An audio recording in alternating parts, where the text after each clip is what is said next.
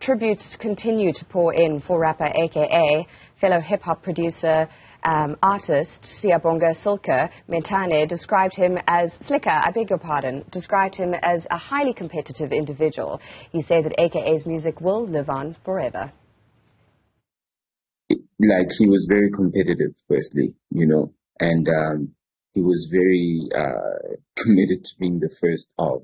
And part of the time Jenny was the first of, he was also subconsciously sacrificing himself to the challenges of being the first, and he'd do deals that we'd be like, why did you do a deal like that? And he'd be like, he's doing it for the culture.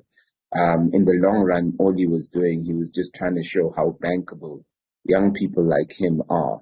Because whether you look at the liquor deal, the sneaker deal, the network deal, other people have replicated all those things as urban music artists. Other people have done it in other genres or other races. But as black people, he literally was taking the bullet first for everybody. And if you got a raw deal or a deal that wasn't good, the next guy that came got a better deal because A, he learned from him, and B, the most important thing is that he was showing to the powers that be how bankable our culture is through the artist and how bankable that artist is. So I think he did a lot for the culture in that sense. He showed how bankable this culture is. For more on the life, career and impact of AKA's work in the SA hip-hop space, its editor-in-chief at SlikourOnLife, music journalist Sabelo Mkhabela and rapper Gigi Lamayne, who join me now. I think we're all coming to terms with what happened and what we've seen of the incident which led to AKA's death and that of one other, along with an injury. To start off with you, Gigi, just how are you doing and what has the response been amongst people in this music community? I think, for one, thank you so much for having us. We're very shocked. I think I woke up this morning and the first thing I did was to look on my phone because for some reason it almost feels like it isn't real, the idea that somebody, who is a pioneer, for one, in my personal experience, who gave me one of my biggest kind of entrances into the industry through the Baddest remix alongside a few other, female hip-hop artists, for somebody like that to just be no more, almost feels like, one of our pioneers are gone. And it almost feels a little like, there might not be direction for a bit. Because we looked up to him in more ways than one. As Uputsia Slicker said, this is somebody who made people believe that the arts, the culture was bankable, that we could, break all the stereotypes, being hip-hop and being, localized as South African hip-hop, that we could do basically anything, whether it's sit at a corporate table, go out and speak and march with young people going through whatever they're going through and then still bring it back to the music. It's very melancholy. It feels very unreal. And I think for a lot of us, directionless at this point. I think a lot of us are very confused. Yeah. Have you yourself had any sight of footage and, media around what happened on that night, that fateful night? I have. And for me, the first thing is for us to protect his little girl. I think... and I'm hoping that people will become a little more sensitive to, to the platforms, to her Instagram and all that kind of stuff. I think for me, that's the most important thing.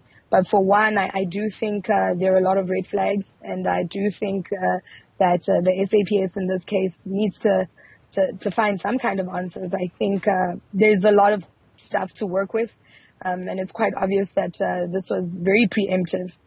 And I'm hoping that the justice system, unlike many a time, will come forward and actually do something about this. Thank you. Sabelo, I'm going to bring you into the conversation now. I'm sure you're still reeling from the shock of all of this, but when was the last time you saw AKA in person or perhaps spoke to him, and what are you sitting with at the moment in your heart and in your soul?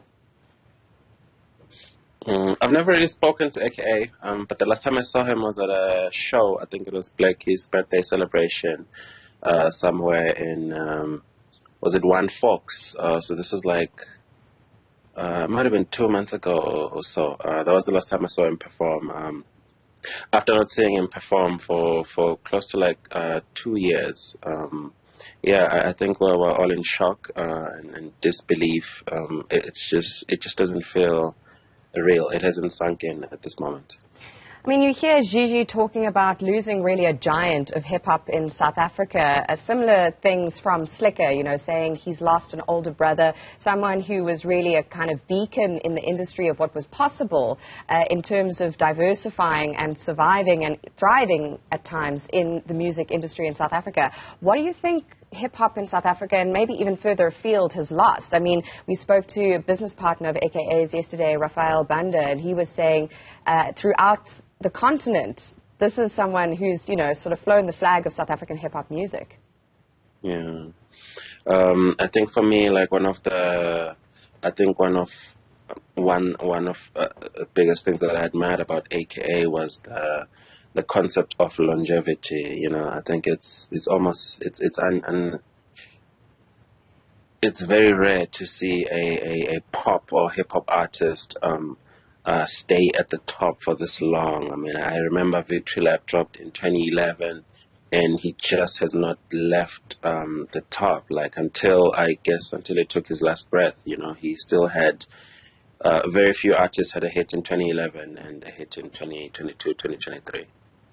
Thank you. I mean, Gigi, very difficult now. I mean, you've got your music as part of your memory, working on Baddest with some of those other female artists and AKA. What other memories do you have of him that you might want to share and sort of highlight, maybe to even sort of, shift the narrative or shift the direction of the focus away from those chilling moments before AKA was killed? I think for one, he always used to complain about my softness, and I like how Sia explained him as somebody who is very competitive and somebody who was always just, let's go, we're going to do this, we'll figure it out later, I think for me, people need to remember how confident he was, how confident he was in the culture and in the people around him, and how he always would show up for everyone, whether it was Ricky at Cotton Fest, whether it was Gigi at her Gigi Gang show, or whatever it was, he was always there to show up. When he couldn't make it, he would send love, videos, messages, but besides that, he'll always be the main event, the Supa Mega, the guy who feared nobody. And I think that's something that we should all take from him. Hip-hop is a competitive sport, but at the end of the day, let's all unite and still support each other because we're all headed to the same place. We just want hip-hop to be a reputable genre, lifestyle, and culture for everybody to enjoy. So, yeah. Certainly. I mean, Raphael Banza, beg your pardon, he also said AKA was someone who was love. It's very clear he was someone who was almost larger than life, lived to the full, threw his weight into things, whether it was being a parent or a partner or producing music, collaborating with other artists like yourself. Do you have a personal memory that is particularly treasured when it comes to working with AKA, maybe on a long night in the studio, draining cups of coffee?